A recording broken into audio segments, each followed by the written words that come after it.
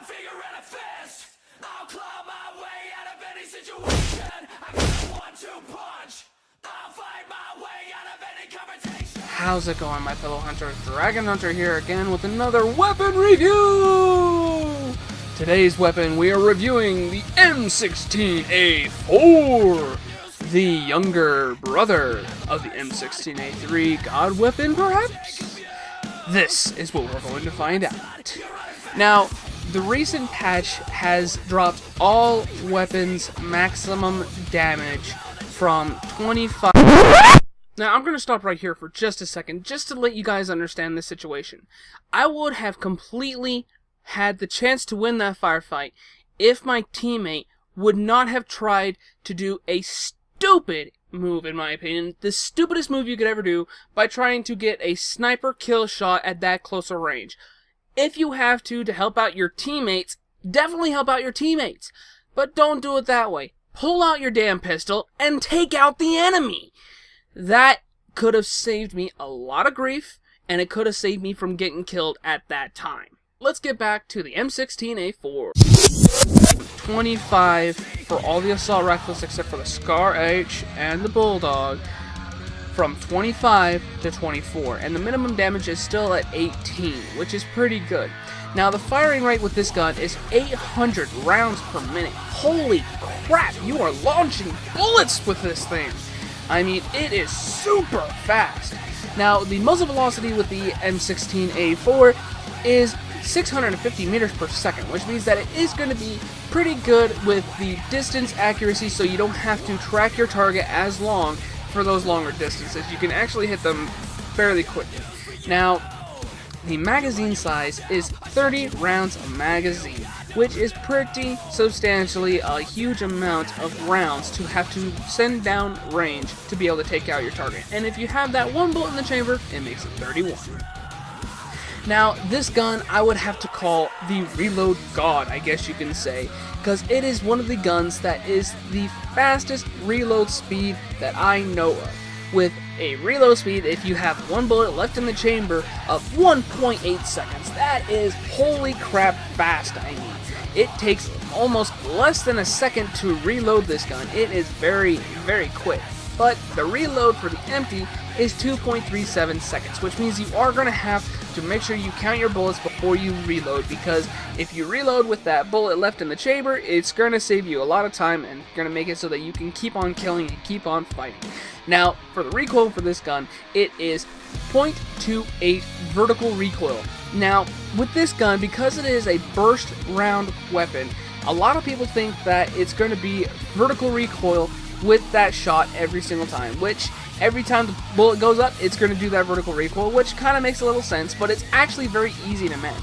Now, the recoil left, which means how much the gun pulls to the left, is 0.15, and the recoil right, which means how much it's going to pull to the right, is 0.3. So, basically, when you're going to be shooting this gun or spamming that trigger finger, you are going to have to pull slightly down and to the left to be able to maintain this recoil. Now, the first shot multiplier is 2.3. Now, a lot of people think that the first shot multiplier is going to happen the very first shot that you make it. But that's not the case. DICE has made it so that this gun, when you pull the trigger, that last bullet that fires out is the 2.3 vertical first shot recoil shots, basically. It makes it so that your second shot is not going to be as accurate, so you have to make sure that you take time when you're pulling the trigger. Or if you're just like me, you might just switch over to semi-auto instead of the burst round so that you can just tap it every so gallantly and make sure that your bullets hit head-on every single time. Now, this gun is pretty good with any kind of setup. Now, with the most recent patch, one thing that DICE has done, they have removed the visual recoil for the guns, like for the sights, for the close range and medium range sights. They made it so that they're not as jittery when you're firing the gun or whatever it is. They actually made it so that it's substantially a lot easier to see where you're shooting and aim where you're shooting, basically. And it makes it so that this gun is even better to use. Normally, when I run this gun, now with the patch, before the patch, I used to run it with Coyote RDS sights or just regular RDS sights or even just iron sights because it was just easier to shoot this gun. But now with the patch, I run this gun with an ACOG and canted iron sights. The ACOG so I can see those targets out and slightly in the distance, tap fire them out if I can, and drop them at a distance. And the canted iron sights so that if I need to go close quarters, I can get in there pretty quick. Now, one good thing about this gun is since it has the firing rate of 800 rounds per minute, you can actually dominate almost anybody in close quarters because of how fast these bullets are firing from the gun. But that does not mean that you can win per se. You have to make sure that every bullet hits your target, elsewise you're not going to be any helpful. You can still get dropped by, say, the MPX, the P90, or even the CZ3A1, or even the FAMAS. Those guns are perfect for close quarter combat because they have a higher round per minute velocity. They shoot pretty dang quick. All PDWs tend to shoot pretty dang quick, so you have to be careful on how you shoot this gun and how you manage it.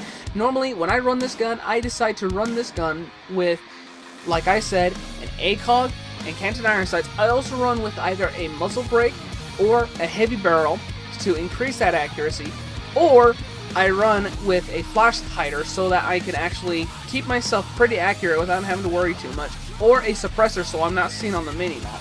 And as always, the angle foregrip or the folding grip to make sure so I can manage and control that first shot recoil every time I have to pull that trigger so I have even more accuracy. Anyways, I think I've rambled on long enough. I hope you guys enjoyed the video, and I hope you guys are going to be wanting to use this gun. This gun is amazing if you know how to control that recoil and can shoot this gun. But anyways, I'm rambling on again. Hope you guys enjoyed the video, and I will catch you guys in the next one. This is Dragon Hunter, heading out.